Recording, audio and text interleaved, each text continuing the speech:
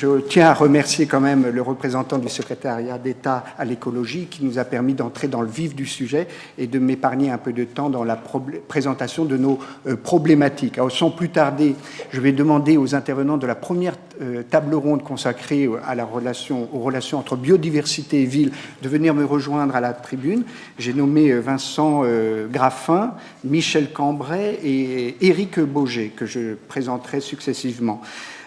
Alors, quelques mots quand même, biodiversité et ville, voilà deux mots qu'on n'avait pas tellement l'habitude d'associer ensemble, comme pour le développement durable, comme on peut y voir une sorte d'oxymore, jusqu'à ce que force était de reconnaître que nous ne pouvions plus penser la ville et ses aménagements indépendamment contre la biodiversité végétale et animale, étant entendu que dans la perspective d'un développement durable, on ne peut plus se limiter à des soucis de préservation, il faut mener des aménagements en ayant en tête l'ensemble des piliers du développement durable et par conséquent avoir aussi des préoccupations sociales, veiller à ce que cette biodiversité soit accessible au plus grand nombre, et puis des préoccupations économiques, car après tout, l'argent, comme le temps, est une ressource rare, le temps aujourd'hui en particulier.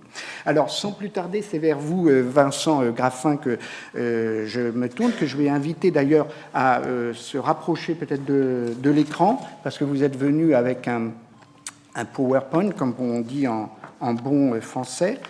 Je précise, Vincent Graffin, que vous êtes délégué au développement durable et à l'expertise au Muséum national d'histoire naturelle. Voilà, l'ai-je bien prononcé? Parfait. Et vous avez été, il faut le préciser, rapporteur du groupe 2, au moment du Grenelle de l'environnement, le groupe 2 consacré à la préservation de la biodiversité. Il s'appelait exactement « Préserver la biodiversité », c'est bien ça, et les ressources naturelles. Alors, vous allez nous présenter ces trames vertes et bleues dont il a été question dans le propos de M. Michel et qui vont se révéler un outil particulièrement efficace pour justement mener à bien cette préservation de la biodiversité à l'échelle des villes, mais aussi des autres territoires avec lesquels la ville interagit. Mais auparavant, peut-être un petit mot sur cette notion de biodiversité. Tout le monde sait ce qu'est la biodiversité, mais on a peut-être encore en tête cette idée que la biodiversité, c'est avant tout des espèces végétales et animales extrêmement rares qu'il faudrait préserver de toute urgence, alors qu'en fait, elles recouvrent toutes sortes d'espèces, y compris comme celles qui peuplent notre quotidien, et qu'il s'agit justement aussi de préserver. Tout à fait. Je ne sais pas si vous m'entendez bien. Je vais mettre un micro à votre disposition, qui est malheureusement à l'extrémité de la table. Mais auparavant, je vous cède mon micro. Merci. Parfait, merci. Oui, en fait, on traverse aujourd'hui une crise de biodiversité. Je ne sais pas si vous m'entendez bien, là. Pourtant, il y a un micro. Nous traversons une crise de biodiversité qui est d'ampleur comparable à celle des changements climatiques. Donc, c'est quelque chose qu'on ne sait pas assez. Et ce qui veut dire que les espèces et les milieux auxquels on doit s'adresser pour résoudre cette crise de biodiversité sont aussi les espèces ordinaires. On a tous en tête l'exemple des abeilles qui se raréfient, qui sont des insectes pollinisateurs. Or, les insectes pollinisateurs jouent un rôle qui nous intéresse directement dans notre quotidien puisqu'on mange des fruits et des légumes qui sont concernés par ces insectes-là et par ces services écosystémiques. En fait, la nature nous rend des services pour le renouvellement de l'eau, pour la pollinisation, pour des tas de choses, pour le renouvellement de l'air.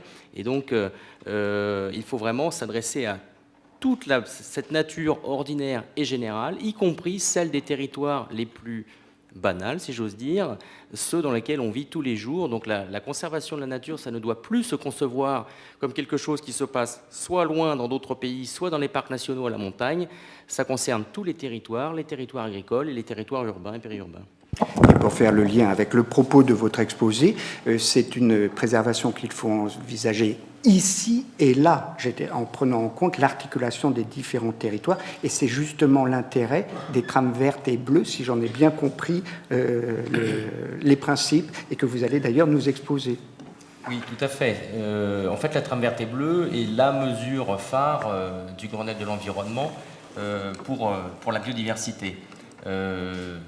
pourquoi est-ce que cette biodiversité finalement est malmenée? Elle est malmenée par la destruction des habitats, je schématise à grands traits, par la fragmentation des habitats. Cette fragmentation, ce sont les infrastructures linéaires, c'est-à-dire les routes, les autoroutes, les voies ferrées, mais également les grands espaces urbanisés, les grands espaces d'agriculture intensive, et des espèces confinées dans une réserve, en fait, ne sont pas sauvées.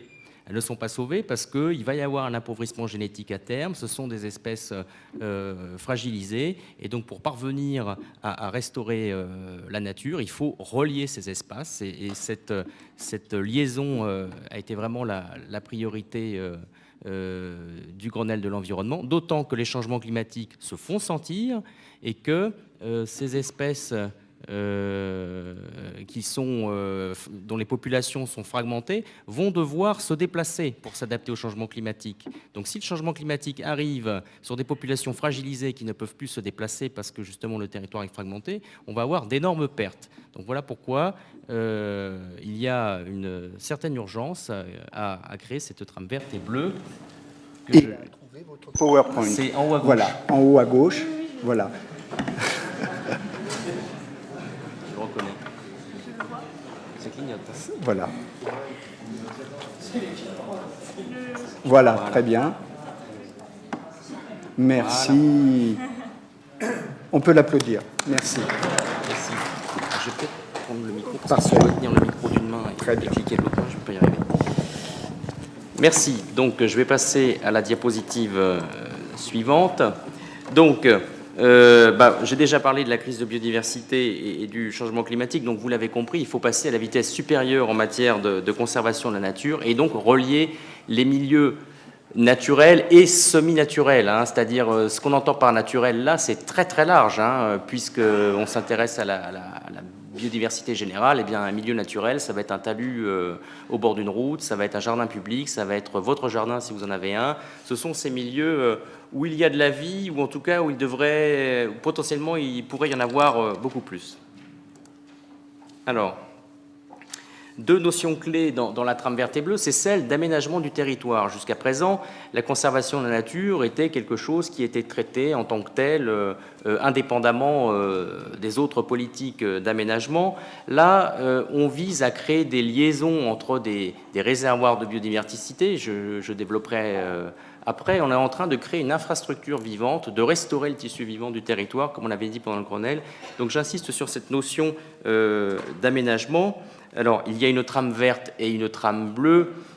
En fait, cette séparation n'est pas très pertinente. Elle existe simplement du fait que, en matière de milieu aquatique, avec la directive cadre européenne sur l'eau, les agences de bassin, les SAGE, les SDAGE, etc., il y a beaucoup plus d'outils et d'outils spécifiques au milieu aquatique. Voilà pourquoi il y a cette présentation du bleu et du vert, mais en fait, la trame verte est souvent très bleue et vice-versa. Enfin, une autre dimension importante, c'est le pilotage local. Puisque cette trame verte et bleue va passer sur des milieux ordinaires, ça veut dire qu'elle va passer sur des milieux où on vit, où il y a de l'activité.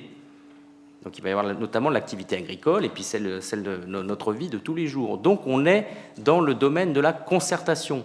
L'élaboration de la trame verte et bleue va être concertée à différents niveaux et elle sera concertée au niveau le plus près possible du terrain sur lequel elle va s'appliquer. Donc c'est une notion également très importante de la trame verte et bleue.